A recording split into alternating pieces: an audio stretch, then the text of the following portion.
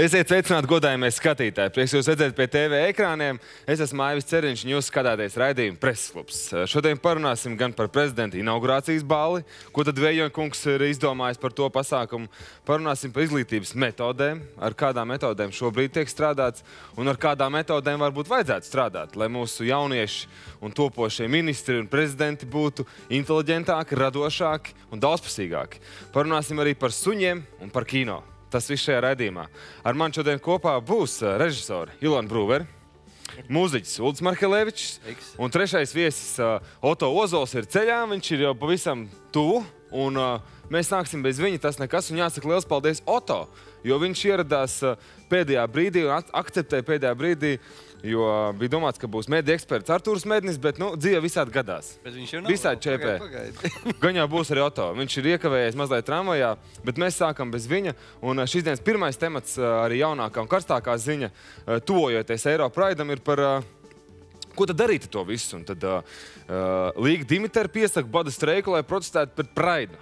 Tāda ir jaunākā ziņa, un te portāls, kas jauns raksta, sakarā ar to, ka tuvās pēc 11 dienām Rīgā būs Eiropraids, milzīgs pasākums Rīgas centrā, geji un lesbietes, transseksuāļi un vispārējais. Un cilvēki daudz ķer galvas, citi saka, mums jābūt tolerantiem, viņi mums te ir vienmēr bijuši līdzās, un mums viņi jāsaprot kaut kādā ziņā ir.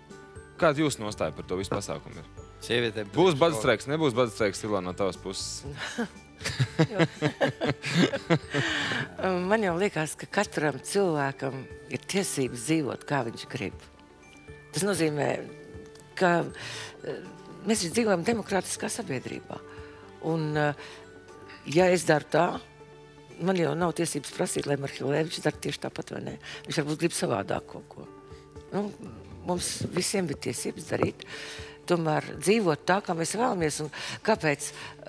Man kaut kā liekas ļoti, ļoti bēdīgi, ka, teiksim, tagad mēs masā noteiksim kādam citam vēl, kā viņam jādzīvo.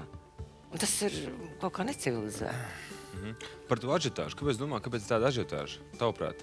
Kāpēc ir tas tāds ar tādu pompu nāk un tādu, tagad te būs kaut kas, un tad mēs te gribam. Antiglobālisti saka, nekas te nebūs, vai vācās projām. Un tā visu laiku varbūt, ka cilvēkiem ir jau daudz cilvēku, kuriem gribās piedalīties tādās it kā lielāka mēroga kaut kādās akcijās, pasākumos, vai domāt kopīgi, vai kopīgi kaut ko izlemt, vai kā. Es nezinu, man tā liekas, man nekad tas nav interesējis. Es esmu izlēmusi pati par sevi visu, kas man darāms un nav darāms. Un līdz ar to arī neesmu bāzies nekad viena cita dzīvē. Tā kā es domāju, man tas tā nav saprotams, kāpēc es tā jādara. Kas tieši jādara? Kāpēc tur jāiet un kādam jāmasē smadzenes, kā viņiem kas jādara. Vienalga, kas tas būtu un kā viņi tur dzīvotu. Okay. Jā, cik interesanti, viedokļi ļoti dažādi. Jā, protams, tāpēc es teicu, viens saka, viss ok, otrs saka, Nē, pēdējā tavu frāze bija, kā tu teici, mums kāpēc vajag tā, ka vajag bāzties virsū citam, kā viņam kas jādara? Bet būtībā jau, man liekas, labi, tas garš stāsts ir vispār, man liekas, ka ir otrādi. Mēs jau nekur nebāžamies. Bet kā, piedod? Viņi jau bāžās mums virsū. Kāpēc viņi tev bāžās virsū? Viņi taču neiet pirms mājās un nesaka, klausies, Nē, viņi pat tas tik trūka mājās. Viņi iet publiski ielās un rāda savu seksualitāti. Lai viņi rāda, tu arī rādi savu, ja tu gribi, Bet pagaidi, tad jau mums pažūd kaut kādas robežas vispār kaut kādām vispār zināmām lietām. Nepagaidi, tu negribi, tad tu neej rādīt savu. Viņš grib savu rādīt, lai viņš rāda. Tātad tas lielākā daļas vairumā izsauc pretreakciju. Kāpēc viņam publiski? Es nevaru saprast publiski. Viņš grib cilvēks. Pagaid, daudz ko var gribēt. Es varu štīmī iet pa Rīgu un visu laiku kaut ko maukt, un man savāks pašvaldības policija. Bet pagaid, viņš demokrātiskā sabiedrībā var iet un teikt, ka viņš, teiksim, tas termins demokrāti. Pagaid, tas ir tāds piekarināt birki demokrāti. Tāpat tās ir kaut kādas visādas lietas, kas ir kaut kāda kanona. Piedod, bet ir pilna pasaule gejiem un lesbietiem. Ko viņiem tagad darīt? Pakārties? Pilna, tā ir maza daļiņa. Tā nav maza daļiņa. Tas varbūt Latvijā ir maza daļiņa. Mēs pat nezinām. Mēs par Latvijā runājam. Mēs nerunājam par Latviju runājam. Bet mēs nedzīvojam kosmosā. Mēs dzīvojam Eiropā, kur mums ir robežas vaļā. Cilvēki pasaulē dzīvo, kā viņi dzīvo. Nekāda problēma. Ja mums ir kaut kādi savi kanoni, un tie ir veidojušies caur gadsimtiem, ne jau pēkšņi mēs te izrādījāmies kaut kādi outsider, ja? Man nekas nav pretī pret viņiem. Es esmu to 100 reizi jau teicu. Un arī Kārlim es esmu to teicis. Es tikai par to, par ko mēs tikko sākam runāt. Tagad maz pauzīti. Oto Ozols ieradies ir, jā? Sveiks, Oto. Viņš teica, ka runās par izglītību un pēkšņi viņš par izglītību mēs arī parunāsim. Čau, Oto. Prieks tev redzēt. Paldies, ka atnāc. Priecās iepazīties. Droši sēdēs tik nos. Paņem lūdzu to te radītāju. Oto, mēs te pļāpājam un kāds diskusējam par Eiro Pride. Kas tev traucē? Jā. Būtībā man tas, par ko ir tā lieta, man traucē. Jā. Kāpēc lai man netraucētu? Pajautāsim, ko Oto saka par to visu. Mums te ir tāda interesanta zina. Līga Dimitēra piesaka bada streiku, protestējot pret Eiro Pride. Ko tu par to izdomā? Es domāju, ka kārtīgiem ģimenes cilvēkiem, kas uztraucās par ģimenes vērtībām, karstā, saulainā vasaras dienā, jābrauc uz laukiem. Jābrauc futbolu spēlēt, jāņemās pa laukiem, sienu jāpļauj, jāpeldēties. Ko tur karsēties par to vērmanu vai ko? Nu, pareizi. Uz Pavilos te jābrauc, o? Uz Pavilos te jābrauc. Nāks vēlēšanas. Jūs ies uz vēlēšanām. Ko vispār šāda veida akcijas dod? Tam uzmanību ir pievērst. Es nezinu, kādā kontekstā tam uzmanību pievērst? Es biju pirms kāda 10 gadiem, vairāk kā pirms 10 gadiem. Es Berlīnē redzēju Pride, viņš gan saucās mazākumu minoritāšu gājiens. Tur varētu Berlīnas liebiešu biedrība piedalīties. Bet man aizved Vācijas nepabrīdinot, kas būs. Nu, zini, es 3 stundas noskatījos, man nevienu brīdi man orientācija nesašūpojās, ne pa labi, ne pa kreisi. Vienīgi viņi gāja 3 stundas, un tad es tam vācietiem prasīju, klausies, viņi tik daudz šeit ir, ko tas sievietes dara? Viņš teica, kā ko sievietes dara? Viņš saka, strādā. Nu labi, bet ir ļoti daudz lesbiešu arī. Kundze? Ir jau ļoti daudz lesbiešu, kas viņām ko nedarīja. Nē, jā, tas bija joks vācijas tips. bet viņi tur tā, smuk spēlē, dejoja. Bet tas jau 21. gadsimtā nav kāds brīnums, es pār nezinu, kas tur. Un Berlīnas mērs ir kopš 2001. gada arī atklāts homoseksuāls. Vienīgi atšķirībā no Rinkēviča, viņš pirms vēlēšanām presi jau dzeltenā presi visu laiku baumoja, un pirms vēlēšanām viņš vēlētājiem skaidri un gaiši pateica, meine Damen und Herren, ich bin ein Schwul, un tas ir tā gut so. Un berlīnieši teica, paldies par atklātību un ievēlēja viņu. Viņš tagad vairāk kā 10 gadus. Redz, te pie mums ir savādā. Redz kā? Redz. Un tad lepojas ar to, ka kaut kas tur ir izdarījis šausmīgu soli. To vajadzēja darīt tad, kad vēlētājs grib zināt, kas vispār ir, kāds cilvēks. Mēs te tikko skatāmies 30 gadus vienam. Jā, bet pagaid, piedod, tā kā Putins tur nabaks kaut kādā deklarācijā. Atceries, kā tur bija? Jā. Viņš tur minējis manam vīram, vai kā tur viņš teica, vai manai sievai, vai kā viņš tur kaut kādā deklarācijā, par ienākumiem. Tad viņam atkal norādīja, ko tad viņš laicīgi nesot pateicis, ka viņš tā kā ir savādāks, ja? Manā uzturē tā, ka šādām lietām vienalga, kāda ir orientācija, vai ne? Es nebāžos višreiz nestāstu ar ko es devu savā guļam. To es Ilonai cenšos paskaidrot. Kas tad tur, ko paskaidrot? Kāpēc viņi man bāžās virsū ar savu to? Bet šajā gadījumā, manuprāt, ir runa arī mazliet par cilvēktiesībām. Viņi tā kā runā par cilvēku. Tas nav par geju tiesībām, bet tas ir par cilvēku tiesībām. Pagaid. Žēl, ka jūs viens no argumentiem, viens no argumentiem tas, kāpēc ir šis gājiens, lai pievērst uzmanību šīm problēmām. Viņi prasa šīs izmaiņas normatīvajos aktos saistībā ar reģistrēšanu, laulību reģistrēšanu, lai tu vari, teiksim, savam dzīves partnerim attiecīgā situācijā izlemt kaut kādu lēmumu viņa labā vai vēl kaut ko. Tur daudz šīs lietas ir. Tas nav tikai viens, ka mēs bijām būt kopā un viss. Tieši tā, bet žēl, ka jūs televīzija neviena nebija, bija viena televīzija vakar Domē. Tur bija konferences 3 stundu garumā. Tieši par ģimenes vērtībām un arī, protams, par šo jautājumu. Un tur bija tādi Iloniņa referāti, kurus vajadzēja rādīt. Un tad jūs nerunāt tagad par cilvēktiesībām. Tas viss ir pilnīgi otrādi. Jo Eiropas cilvēktiesību hartā viss ir skaisti uzrakstīts. Un tas ir vienkārši konkrētu grupu lobēšana. Sauc viņu kā grib, kas viņi ir. Ja? Bet viņi grib kaut ko savu. Un ka viņi grib. Mēs te pavelkamies, ka grib kaut kādu mazu grupu kaut ko. Ilona, jūs esat Vācijā. Ilgi, jā. Jā, ilgi. Taču nav mēnesis uzkrits uz zemi, vai tur kaut kā tā sabiedrība sabojājas. Man nav tāds iespējas radies. Viņi diezgan brīvi uzskata. Viņam tā garlaicīga tēma. Tas jau vispār nav nekā. Tā jau nav tēmas. Jā, garlaicīgi jaunieši vispār. Par to jau nav ko runāt. Jūs vēl auglīši pēc gadiem, tas, kas tur skolās ir izglītības sistēmā, tu it kā tu nezināt. Tas ir pašsaprotam. It kā tu nezināt. Tas Vācijā, taisn Vācijā, kas ir spicākā vieta. Bet es vienkārši jautāju, kas tur ir noticis. Pagaidi, vēl jau paudzes tikai mainās. Kas tad ir noticis pēdējo 5 gadu laikā? Vēl 2 gadu atpakaļ Latvijā ne par ko vispār tādu nerunāja. Pēkšņi Latvijā ir savādāk. Latvijā daudz kas ir tāds, kas... Latvijā viss ir normāls. Visam savādāk. Ļoti normāli Latvijā. Zini, kad es domāju par ģimenes vērtībām, ir daudz smagāks, briesmīgāks jautājums. Kāpēc šie politiķi, kas tik ļoti pozē ar šo lietu, kāpēc viņi pēkšņi klusē par faktu, ka Latvijā ir nabadzības riskam visvairāk apdraudētas ģimenes? Jā.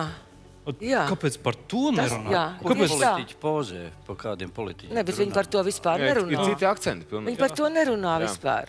Viņi par to neliekās nezinis. Par šo jārunā pirmajā Latvijas televīzijas kanālā. Runājiet par daudzbērnu ģimenēm, cik viņiem ir grūti. Tur ir tā lieta, ka nerunā. Par to jau mēs runājam. Ka nerunā par to. Par to jau mēs esam pēdējā vietā no ģimeņa. Latvijas televīzijai viens, kāpēc viņi viens pret vienu neiet raidījumā un nerunā par to. Runa tikai par Latvijas televīziju, iet runa par būtībā gan par politisko kaut kādu uzstādījumu, gan par sabiedrību, jo mums ļoti patīk tā kaut kā smaidīt un viss teikt, cik mums te jauki un tā.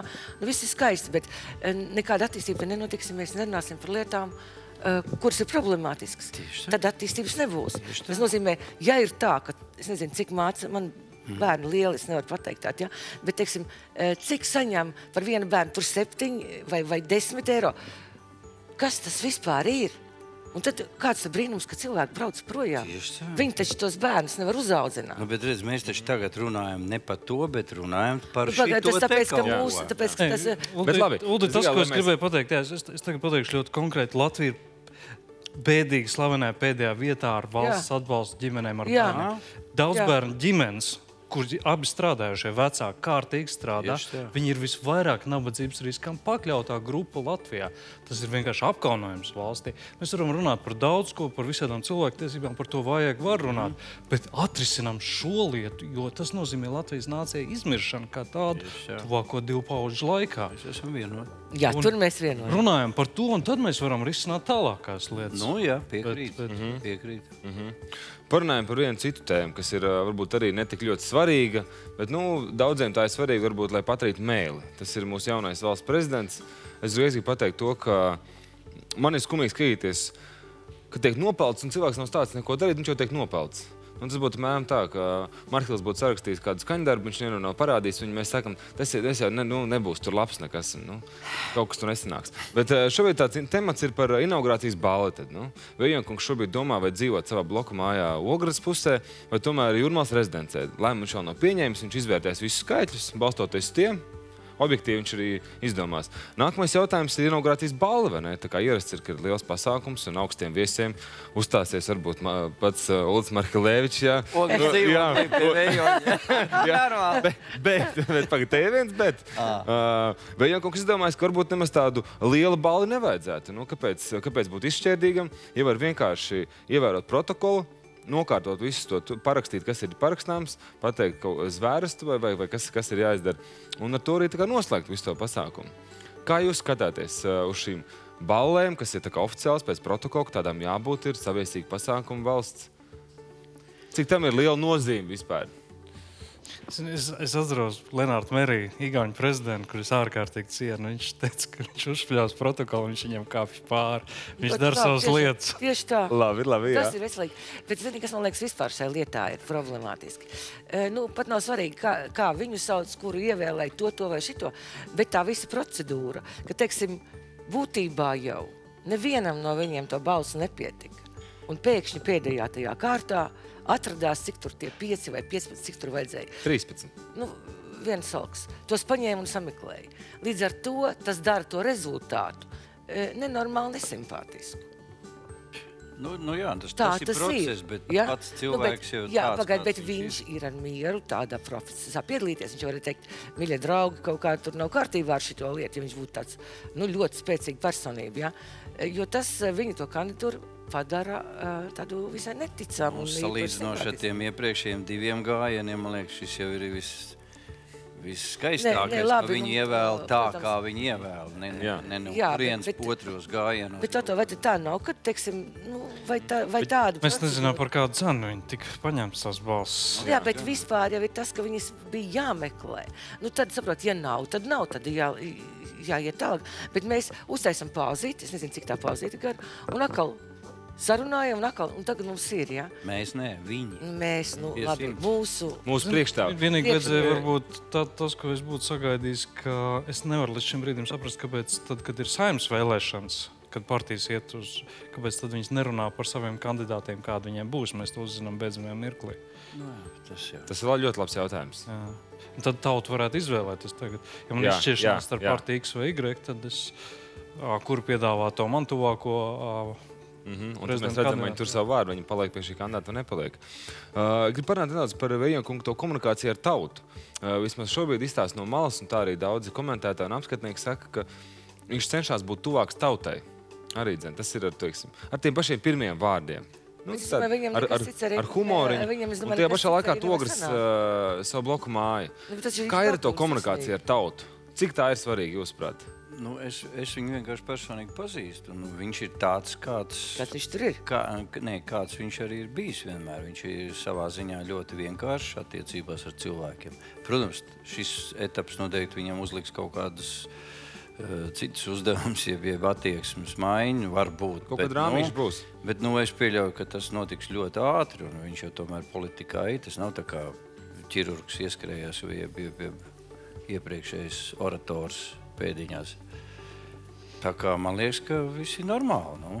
Laiks taču rādīs. Kā var tagad tā tik ātri kaut ko... Protams, tāpēc es to pirmo komunikāciju, kas ir tie signāli. Viņš ir politikā, man liekas, vairāk kā 10 gadus, un es domāju, ka viņam tā nebūs nekāda liela problēma. Kāds viņš ir, tāds viņš ir. Jā, apmēram tā, kāds viņš ir, tāds viņš ir. Jā, es domāju, ka viņam tur nekas liekas galvā vairs nesakāps. Tā kā, kāds viņš bija, tāds arī paliks, ja viņš ir saprātīgs cilvēks. Kāds viņš izskatās arī ir.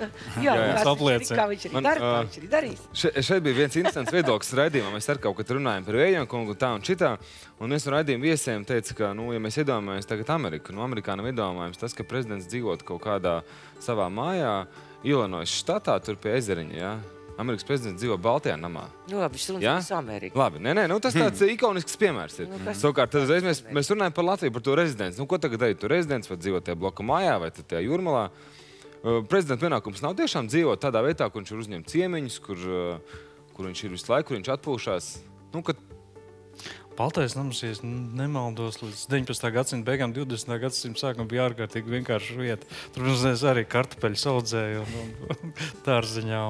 Tas bija tikai salīdzinājums par to, ka katram ir sava vieta, un ja tas uzņēmies šos pienākumus, tad tu viņus uzņemies. Tu paraksties to, ka jā, tas būs tā. Varbūt atcerās. Jūs noteikti visi atceraties tā rezidents, kurš šobrīd, par kuru mēs runājam, tā bija kādreiz Kosīgina Villa, es pareizi atceros. Kādam bija, bet kuram es nezinu. Padomju Savienības ārlietu ministrā, diezgan nejauka ministra Villa rezidents. Bet varbūt es esmu kaut ko nokavējis. Kur ir problēma? Viņš negrib iet tur, kaut kur iet. Kāpēc mēs runājam par to bloku māju visu laiku? Viņš šobrīd svārstās, kā jūs teicu. Viņš tā kā ir pieredzis pie savas mājas Ogrē, kur viņš vienmēr mitinājies ir. Un tās ir mājas. Man liekas, ka tas ir forši. Nē, tas ir ļoti mīļi, bet, protams, priekš viņu funkciju veikšanas loģiski, ka tur nevar būt ne sanāksmes, ne viesu uzņemšanu.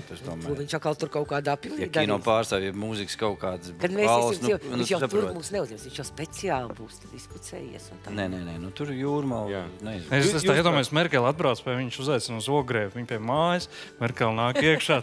Tas man Jānis te dzīvo, tas Pēters, viņš no Ikšķils brauc strādāt. Un es pateikšu vairāk, un viss tas beigsies ar mīļu, draudzīgu virtuvē pasēdēšanu, kas ir vienmēr labākais tieši tā. Zini, pats interesantākais būtu tas, ka Merkele arī nesamolst, viss būtu kārtībā. Viņa pat dzīvo Merkels, starp citu, dzīvo joprojām savā vecajā dzīvoklī, kas ir salīdzinoši vienkārši Berlīnas dzīvokli. Tieši tā. Ja dzīvot, par viņu personību, par viņu Viņas lauku māja, man liekas, Uldim Pavilos tā varētu būt lielāka.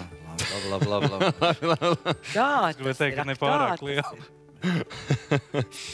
Vēl viens jautājums no manas puses. Maziņi tikai, paldies, ka maziņi. Prezidentam ir jābūt kaut kādām, teiksim, ir punktiem, kas ir jāievēro. Nu, kad ir, teiksim, par to pašu rezidents, par tiem protokoliem visiem, par šīm ballēm, vai var brīvi izvēle. Bērziņš, viņš grib dzīvot Cēspusē, tur savās viesunamā, vai kur viņš tur dzīvo. Vējons saka, es dzīvošu ogrēs savā bloku mājām, pie manas brauc Merkel, arī viss būs kārtībā. Nu kā, viņš ar Merkel tad ies ārā kaut kur? Nu, vai nav jābūt kaut kādiem noteikumiem, kas tomēr, kad visiem ir vienādi? Bet mēs jau tikko par to runājam. Jā, tāpēc pats tas process jau to regulēs. Nu, brauc delegācija, nu loģiski. Tas notiks tā, kā jānotiek. Viņš nevar notikt tur Ogrē, jeb citur kaut kur. Viņam jānotiek galvaspilsētā kaut kā, nu ko tad īrēs kaut kādu zāli atsevišķi. Un pa nakti viņš aizbrauks uz māju. Zini, es esmu bijis, man gal nav, ka šobrīd rezidents tur pilnīgi pietiek vietas, kuriem oficiāliem pasākumiem ir gan zolīti, gan pietiek vietas, es tur nezinu. Nu, ja ar kādu prezidentu ir īpaši draudzīgas attiecības, nu, tu var uzaicināt mājās, tas ir normāli, bet visādi citādi nams ir pilnīgi piemērots.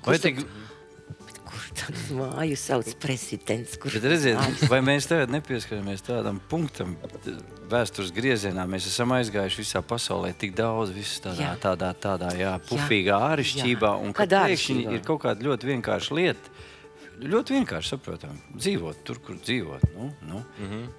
Kas to ir uzlicis pa tādiem visādiem protokoliem tā tālāk? Ot, kad mūsu tur kaut kādiem spīkeriem, kam ir apsardzes, es brīnos, no kā viņus apsargā. Kam viņi ir vajag, kam viņi vajadzīgi tiešām? Kam viņi ir vajadzīgi vispār? Nevienam, jā, tas ir protokols. Nu, redz, tad cilvēki izdomā tās lietas. Naudu tērēt. Tos mēs atdot tiem nabaga bērniem. Jā. To naudu. Ja es pareizi atceros, Zemgals, otrais prezidents, pirmās brīvvalsts laikā. Zemgals, viņam bērni bija visai nelaimīgi, ka viņš kļuva par prezidentu, jo pēkšņi bija jāsāk dzīvot nenormāli taupīgi. Viņš iepriekš bija advokāts. Viņš brauc ar tramvaju. Viņš brauc ar tramvaju, un viņš neļāva bērniem neko lieki izšķiest. Viņš teica, pareizi, jo tauta skatās. Viss pareizi. Tas bija standarts toreiz. Bet tagad, cik es saprotu, ir kaut kāda drošības mistiska ārprātīga noteikuma. Nu labi, bet kā viņi vajadzīgi, tie nabaga cilvēki? Nu, ak, dievīgi. Tiešām, nu nevienam. Es jums pajautāšu šo noslēgumā par šo prezidenta tematu. Jā, beidzot. Jūs esat apmierināti ar vēlēšanu rezultātiem? Tā tik veca tēma. Viss pirms nedēļas notika, tagad tu prasi, nu. Kur tu bija ātrāk? Jūs domas tikai. Nu, protams, bija jau tur viens variants tāds ideāls, bet, man liekas, katra tauta ir pelnījusi to, ko viņi pelnījuši. Tāda mēs esam, un tāds viņš mums ir, un tagad viņš rādīs, kā viņš māk. Viss kārtībā. Tad tu arī tāda pati. Es, kā viņš, diemžēl, nē. Man tas nesanāks. Jā, atās. Bet man arī nevajag, tā kā viņam. Ir viena kaimiņa tauta, kas saka, ka pēc kautiņa ar dūrēm nevicinās. Kāds ir izvēlēts, acīm redzot, tie spēki ir spēcīgi, pārliecinoši. Laiks rādīs, darbu rādīs, Uldis saka, viņš ir prātīgs cilvēks. Gudrs cilvēks. Mums ir jācīnās par jauno kaut kādu likumu, lai mēs tautu varētu vēlēt. Tas ir cits jautājums. Par to es vienmēr domāju, tiešām, ja politiķi saka, mēs tautai nevaram uzticēt prezidentu vēlēšanu, viņi mums nevar uzticēt. Tad acīm redzot, viņi saka, mēs neesam pietiekami gudri. Tā zemē apakšdoma. Tas tāpat ir skaidrs. Nevis mēs neesam gudri, bet tā politiskā vide mums nav īpaši gudra. Viss pietiek par to politiku sākās jau tāda. Tā, tu mums gribēji kaut ko citu vispār runāt. Tagad tu mums ievilki kaut kādās politiskās intrigās, un pēc tam mums būs nepatikšanas. Viena, otra vai treša. Un tāpēc tam atkal būs sūdi. Mēs pa valsts viņiem dienas nerunājam. Nē. Viss kārtībā. Mēs tagad parunāsim bezlietīgi. Kur nav labi. Tu domā, tev neielūkšu uz to ballinu? Nu jā, beigās sēdēšu mājās un bimbāšu. Un viss tikai tev uz dēļ. Vienreiz taču bija alternatīvā balle. Ko? Kad Zatleri ievēlēja, te kaut kas salīkoja alternatīvo balvu. Jā. Bija kaut kāda paralēls pasākums, bija kaut kāds, jā? Truši inaugurācija bija. Ui, kas tik nav bijis? Nu redz kā. Šīs vēlēšanas, man liekas, vēl ir pilnīgi normāls. Vēl jau balles priekšā. To jau var izdarīt. Nu, katrā ziņā tad kur skatītājiem ir laba ideja pamest, jā? taisīt paralēlo inaugurācijas balvu Vējona kungam. Ja šī balva nebūs tik ļoti pompoza, tad jūs varat sarīkot daudz pompozāku balvu. Jūs varat mūs ielūgt viesos, vai ne? Jā, lūk, mākslinieks Brūvers kungs. Vien pat iesvētki pagājuši gadu. Tur bija tāda liela svētka, kaut kāda jumpraus, jeb kā viņa. Nē. Kā tad? To mēs vēlāk parunāsim. Vēl kaut kas cits. Par mūziku un kino vēlāk. Aizējām reklāmas pauzītēm un pēc reklāmas pauzes parunāsim par izglītības metodēm. Kādas metodas būtu jāpielieto, lai veidotos inteliģenta sabiedrība? Kā arī parunāsim par ļaundariem, kas Rīgā ir uzradušies un kas vēlās...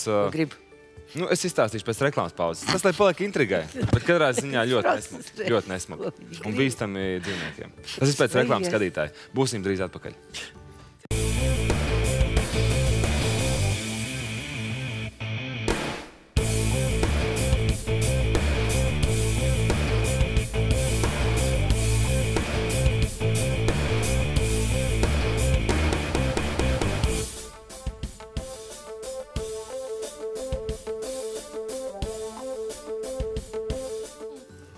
Sveiciens vēlreiz skatītājs, atpakaļ no reklāmas pauzes un pilnā sastāvā ar Oto Ozolu, Uldu Markelēviču un Ilonu Brūveri. Un mēs šajā daļā runāsim par izglītības metodi atcerēties un atstāstīt. Un tad te intervija ar Zorgus, jeb bijušo viesturu Dūli, varētu tā teikt. Un viņš saka, atcerēties un atstāstīt. Šī ir tā klasiskākā un populārākā metode, kā šobrīd mums māca jauniešus un mūsu jauno paudzi. Un tas neveido inteliģentu sabiedrību. Kad mēs iekaļam, atreferējam, atzīme ir ielikt, paldies, tālāk, nākamais. Ko jūs domājat par to? Lai gudri cilvēki runā. Es tik maz sākumā. Man viss tā ilūzija pa pēdējo 20-25 gadu izglītības pasauli pazuda tad, kad es 96. gadā, 98. gadā, pēkšņi es paņēmu piezvanīju puikam un izrādās, viņš runā un es saku, kur tu esi? Es esmu stundā. Un es nesapratu, kā tas var būt, ka es esmu viņam piezvanījis un viņš ar telefonu ir stundā. Un tad es aizgāju uz skolu, tā bija 3. vidusskola, 2. Un mēs esam no tās paudzes, kur tomēr tā disciplīna bija tas pamat jautājums, ko es uzskatu, kas arī ir viens no būtiskākiem jautājumiem skolā. Pirmais stepiņš, kā saka. Tas viss ir pilnīgi savādāk. Un es savā ziņā biju šokā toreiz. Un es nesapratu, kas ir izmainījies no tā, kad es biju skolā. Te neiet runa ne pa padomi, ne pa kapitālismu, bet vienkārši pa fundamentālām lietām, kas skolā ir vajadzīgs. Man liekas, ka mēs tagad plūcam vienkārši tos pirmos mīnus augļus, tos īstos, kas ir par šiem 20 un vairāk gadiem palaist vējā kaut kādi. Cik es esmu dzirdējis, ka tagad izglītības sistēma kaut ko sāk mainīt, tā kā to pašu, ko viņi ir savā veidā aizlaiduši vējā un pat var teikt sagrāvuši, tagad sāk domāt, kā to atkal regulēt. Es kādreiz par šit atgriežoties pie ģimenes vērtībām, es atceros, vienkārši es mācījos padomu laikā, es esmu mācījušies padomu laikos, un es atceros toreiz ar tām ģimenēm, klases biedriem skatoties, reti, kurš bija no īsti pilnas ģimenes, tur arī bija pašķīrušies un arī gāja visādi raibi. Bet mēs tomēr izaugām, tomēr mēs kaut kādus standartus saņēmām, un es domāju, kāpēc. Un tad es atcerējos, ka tomēr mums skolā strādāja tādi riktīgi veči, kas mums jaunajiem puikiem kaut kādu piemēru lika priekšā ar savu paraugu. Kādam ir jābūt kārtīgam vecim, kā ir jāuzvedās dzīvē. Un šobrīd man liekas, ka tieši skolās, es nezinu, bet manuprāt ir diezgan maz to vīriešu. Un viens no iemesliem varētu būt tas, ka tās algas ir tāds, kāds viņas ir. Bet taisni tas pats piegājiens, ja process ir izmainījies. To, ko sāk saukt, ko deleģēja primārās ir tiesības un pienākumi, tā kā tika nolikti aizmugurē pilnīgi, un tas, man liekas, tas balans tika izjaukts. Man liekas, tas ir no skolas uz skolu. Zinu, ka ir skolotāji, kas nevar panākt kārtību klasē ar lamāšanos, kliekšanu un sliktā, draudēšanu. Un ir skolotāji, kuriem pietiek ar vienu skatienu, viņš paskatās uz klasi un klasi. Tās ir personības, jā. Man liekas, šī ir tā lieta. Ir svarīgi dabūt skolas personības. Jā. Bet viņas vienalga nebūs sistēmā kā tādā. Tās ir atsevišķas personības. Viņas jau nevar būt visur. Tie ir tādi paši talanti kā jebkurā mākslā un tā tālāk. Ja mēs varētu pieaicināt skolotāju institūtos visspējīgākos no spējīgākiem, ja nāktu valsts prezidents un pateikt, ka skolotājus mēs atbalstīsim, atalgosim kā pamatus mūsu nākotnē, tad mēs arī dabūtu tos talants. Jā, viņiem jau nav tāds atalgojums. Un ne tikai viņiem, daudz kam jau nav, bet tikai tur tajā vietā atrasties, acīm redzot, par tādu atalgojumu. Vīrietiem tas nav pamatā. Ja viņam ir 3 bērni jāuztur, kā viņš to izdarīs? Kaut vai arī 2 bērni, vai viens vai viena alga. Es gribu nedaudz par šo rakstu parunāt, ko Zargus teica, ka nestrādā ar emocionālo inteliģenci. Nozīmē spēja apzināties savas citu emocijas. Ne tikai. Tu esi tikai es. Man ir tiesības, man ir viss. Jā. Tu? Jā, tu nezini, jā. Tas ir necivilizēti. Vulgarizēju, jā? Būtībā tas ir necivilizēti. Un kas Latvijā, par to es arī, pirms tam tu teici, jā, es pārspīlēju. Par to es arī, tas ir tas, ko es arī domāju, ka būtībā mēs lielākoties dzīvojam necivilizēti. Mēs necienām otru cilvēku. Tas nav iemācīts bērniem, ļoti daudziem, ja to ģimenē neiemāc. Ja viņam tas ir atļauts, viņš tikai ir centrēts uz sevi, bet viņš neciena otru cilvēku. Un es redzu daudzus tādus pieaugušus cilvēkus, kuriem ir gadi 30, 40. Viņi ciena tikai sevi. Un tā ir tāda slimība būtībā, bet tā ir necivilizētas sabiedrības iezīme. Tāda pretruna veidojās. Mēs vecās pasaulīgās lietas noliedzam, sauc to kā grib, pamatvērtības paušas. Tas nav saistīts. Nē. Kā tad nē? To noliedzam mūsdienu sabiedrībā. Un pēc tam nonākam pie tā. Bet tev ir jāciena otrs cilvēks. Jā, bet viņš ir jāciena. Bet, ka tas ir uzrakstīts jau, kā saka, 1000 gadiem jau šie visi likumi, varētu teikt. 2000 gadi.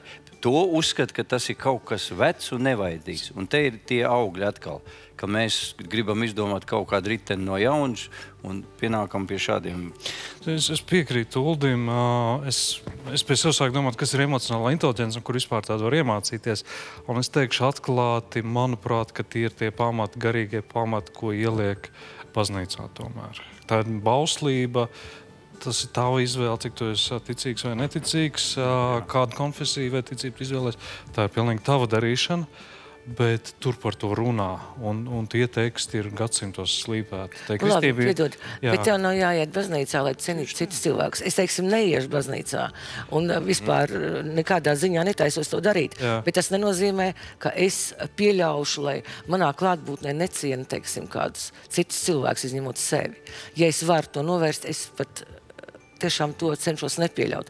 Bet to būtībā tu nevari nepieļaut, jo tā sabiedrība jau ir tāda izveidojusies. Viņai tas pat nešķiet nekas īpašs. Kāpēc viņa ir izveidojusies? Tāpēc, ka es domāju tā, tad, kad sākās tur tās pārmaiņas, es nezinu, es atbraucu, jo viss bija tāda nokārtojies, kā viņš ir, ja? Bet es domāju, sākās pārmaiņas, cilvēkiem likās, ka tagad viss būs viņiem.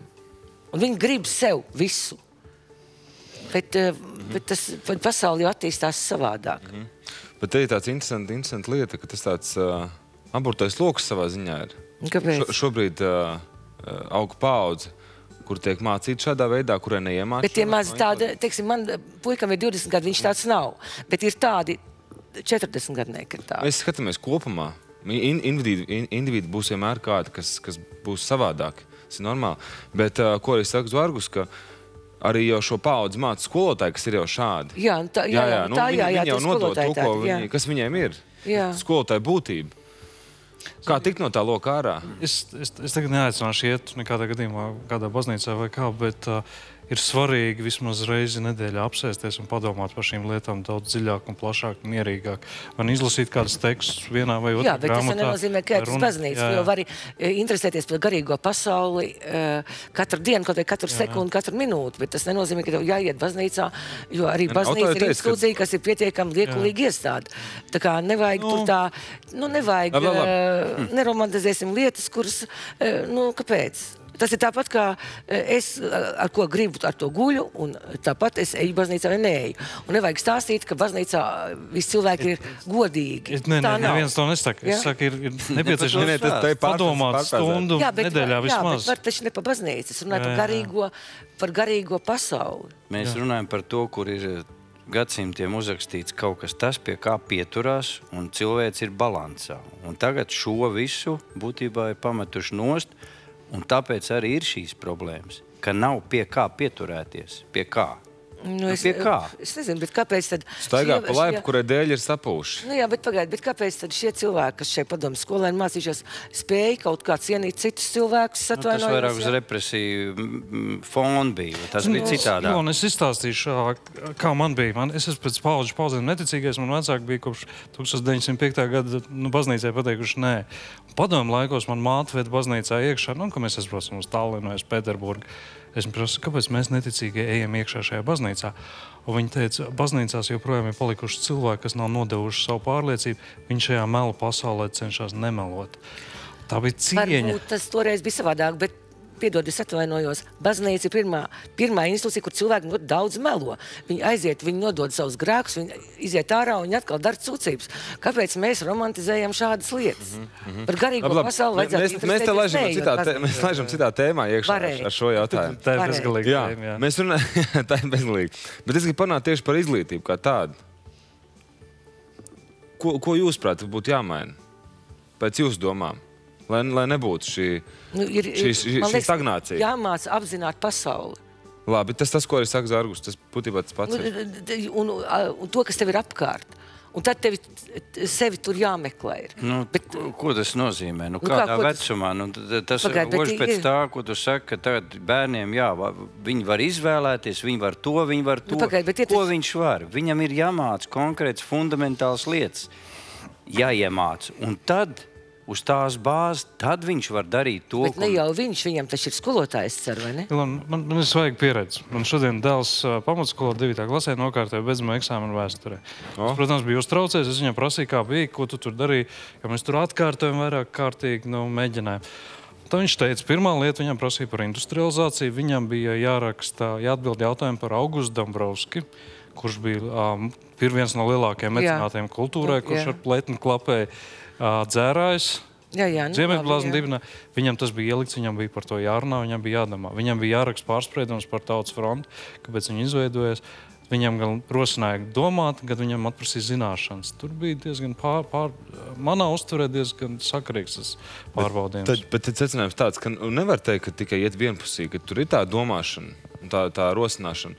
Es atceros cietos Riekstu skolā. Ja tu vari saskaidīt 2 + 2 izvilku kvadrātsakni un to var izreikināt, bet cietajā Riekstā tev vienmēr bija vajadzīga šī kreatīvā pieeja. Tev bija jāmeklē kaut kāds sānu ceļš tam visam. Un tas ir tas. Pieminēja vārdu kreatīvā. Tas ir lielākais mīnus, kad ir 2 lietas, ja ne vairāk. Dziedāšana un arī mākslas zīmēšana. Cik es zinu, tas vairs nav obligāti, ja? Es nezinu. Pamatskolās. Brīva izvēle, manuprāt.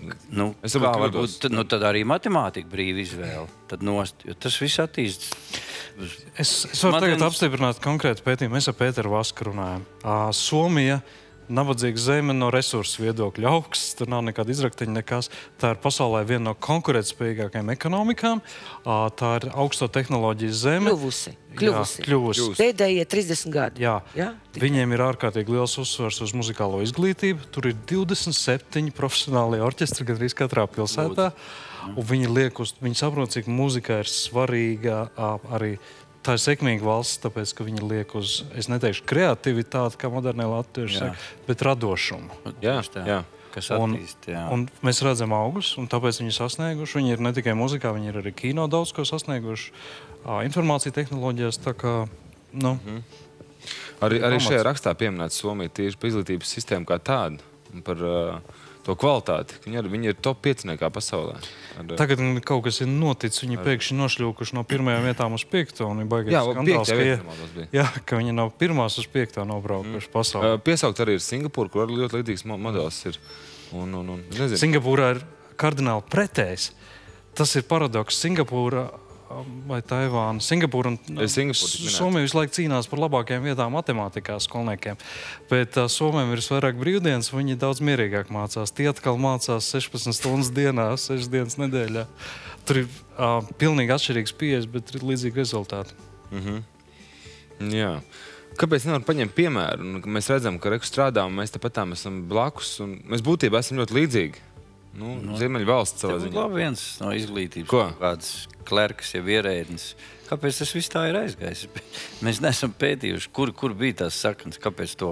Man tik liekas, ka tā cieņa pret otru cilvēku, ka tā jāsāk potēt jau, es nezinu, bērnu dārzā. Tad, kad atnāk un apspārda citu bērnu vai kaut ko tam līdzi, ka tas nedrīkst notikt. Tad atnāk tie vecāki un vēl aizstāv to bērnu, ka viņš drīkst, teiksim, otram darīt pāri. Jā, bet ko? Tas nedrīkst, tas vienkārši civilizētā pasaulē nedrīkst notikt. Bet ko, esošai inteliģencei, tie, kas ir aktīvie cilvēki, arī tādi kā jūs, nav jāizsaistās un jāsaka, klausies, mums šis kuģis jāgriež citā virzienā, mums te ir sūds daudz dažādas. Kurš mums jautās tā, kā domā? Ir nevis jāiet un jāprasa, lai jautā, bet jāiet un jāsaka. Tu domā, ka mēs esam zilām vai kā? Kam mēs teiksim? Tev ir taisnība, jā. Kam tu teiksi tagad? Jo Zvargus arī viņš tur diezgan ik pa laikam cīnās. Es tagad nemāku pateikt, es esmu tas inteliģents vai es neesmu. Man tas tāds jocīgs termins ir, bet no otras puses tagad jautāšu. Piedod, zini, kas tas ir? Iekšēji izglītots cilvēks, ar tev dvēseli izglītot.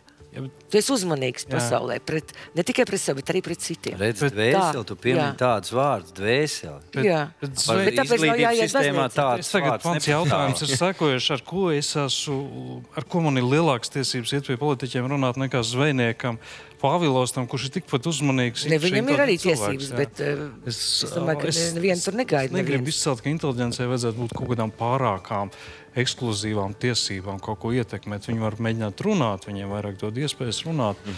Tur tev taisnība. Pāvils zvejnieks ir tikpat spēcīgs. Viņš var pateikt. Tā kā mēs varam stundu vārīties, viņš ir atnāks 3 teikumos pateiks. Pateiks visu, kas kā ir. Bet varbūt tieši 3 teikumos ir jāpasaka visu, kas kā ir. Ja mēs nemainām lietas, tad būs rupi sakot sūdi. Ir jau būtībā. Ko? Ir jau. Un tas ir no tāda viena skaista vārdiņa, ko te pieminēja, tolerants, kas ir pārprasts iedziens, man liekas, mūsdienu sabiedrībā. Gribu teikt, bet būsim toleranti. Nepateiksim līdz galam. Zini, ka bieži tu nevar atļauties nemaz. Dažreiz mums nedrīkst atļauties kaut ko pateikt. Tikko bija zvanītājs studijā, man paziņo austiņā režisori par to, ka zvanītājs teica, ka ministrs esot bijis piebalgs, tas, kas atteicās un kas teica, ka nevajag mūziku un visu šīs mākslas lietas. Tas cik interesanti. Es pie viņa par to nebiju padomājis, ka viņš kur viņa pamatojums. Es brīnos, viņš atnāks kādreiz ciemos, es apsolu viņam pajautāt. Viņš varbūt labi pārzina tur enerģētika, kaut kādas tādas lietas, jā. Varbūt. Vēl viens labs temats, kur es šodien jau gribēju par viņu runāt iepriekš, bet nesanāca. Stāsts ir par Rīgu. Un kāds gadus atpakaļ Rīgā bija tāda situācija, ka suņu saimnieki saskārās ar lietu, ievēroja, ka zemē ir gaļas gabali, un šajos gaļas gabaliņos ir iemests nagls. Respektīvi iedurts nagls. Vispār šausmīgi. Jā, daudz tam neticēja un likās, ka tas nav nekas, tas ir neiespējami, ka kāda tā var būt, kurš var kaut ko tādu darīt. Un šobrīd atkal ir, es nezinu, vai bandīti vai kas, un šobrīd situācija tāda, ka atkal Imantā un Zoltūdas pusē ir parādījušies šie gaļas gabali, kur iekšā ir šī nagla. Mēs tieši suns apēd, mēs varam tikai domāt, kas tālāk notiek. Kā šitādas lietas novērst? Kā novērst? Ko? Kā tu var novērst bandītus šitos cietumniekus? Ko tu viņus novērsīs? Īstenībā sasaucās ar iepriekšējo tēmu par izglītību. Es, protams, pieļauju tur kaut kādu procentu daļiņu no viss tā ir arī viss tā mūsu nesakārtotā vai likumdošana, es nezinu, vai tā kultūra ar tiem suņiem arī. Tas arī lielā tautas daļā rada kaut kādu pretreakciju, agresivitāti, jo suņus vajag visur, bez uzpurņiem, visādi tur mēsli un tā tālāk. Bet vai tas būtu tas iemesls tādā formā, es nemāku pateikt, ka to darīt tāpēc, lai viņš tur nevestu. Vajadzētu. Kā var kaut kas tāds? Jūs noteikti esat lasījuši grāmatas stāsts par Sanmikālu Aksels Montu. Un tur viņš bija milzīgs suņu mīlētājs. Un tad viņš pat uz dueli gājis aizstāvot suni. Jā, bet Parīzē ir miskastes suņu sūdiem un visi iet... Rīgā ir miskastes. Jautājums ir par cilvēkiem, nevis par suņiem. Es teiksim, katru dienu vācēs savu suņu. Protams, bet labi, es šaubos, ka tas noteikti nav tas. Ne, kārtība ir viens jautājums, otrs lietas ir sadisms. Jā, es atdomāju. Tas ir kaut kas tāds jau, jā. Par šādām lietām ir jāziņo. Par viņām ir jārunā. Es domāju, obligāti jāziņo, jā. Tāpēc, ka... Par visām negācijām būtībā ir jā. Lai kaut kas mainītos, ir par to jārunā. Citādāk nekas nebūs. Bet tu pirms tam teici, ka mēs esam beigās sūdos. Mēs esam sūdos, jā, bet tāpēc arī par tiem sūdiem ir jārunā. Bet tāpēc, ka mēs esam inerti. Es zinu, bet, pat savā mājā, mums jāpriecājās daudz stāv mājā, un ja kaut ko darīt, es esmu gandrīz vienīgais dažreiz, kas tur kaut ko, jā. Es saku, kāpēc pensionāri? Jūs esat visu laiku mājās. Nu, taču stručiet, rakstiet, zvaniet visu dienu, kaut ko dariet. Nu, tā tikai kaut ko var panākt. Nē, tu aizēji. jā, tas ir tipiski. Nu, tas ir lūriens un tad ko tad mēs, ko māk? Kas tur jau māk? Jā. Kā viņi aizies, ko viņiem neklausīsies. Un tad, kad tu aizies, viņi teiks... Ilons Siks, nu vajag gan izglītībā, gan visur citur. Uldi, jūs varat teikt, kur rodās vardarbība pret dzīvniekiem un pret cilvēkiem arī? Pret cilvēkiem arī, dzen. Nu, es domāju, ka viens ir tā audzināšana un tā tālāk, bet otrs ir arī, es domāju, arī nabadzība. Arī nabadzība. Jo, ja cilvēkam nekā nav, viņš ir dusmīgs uz visu pasauli.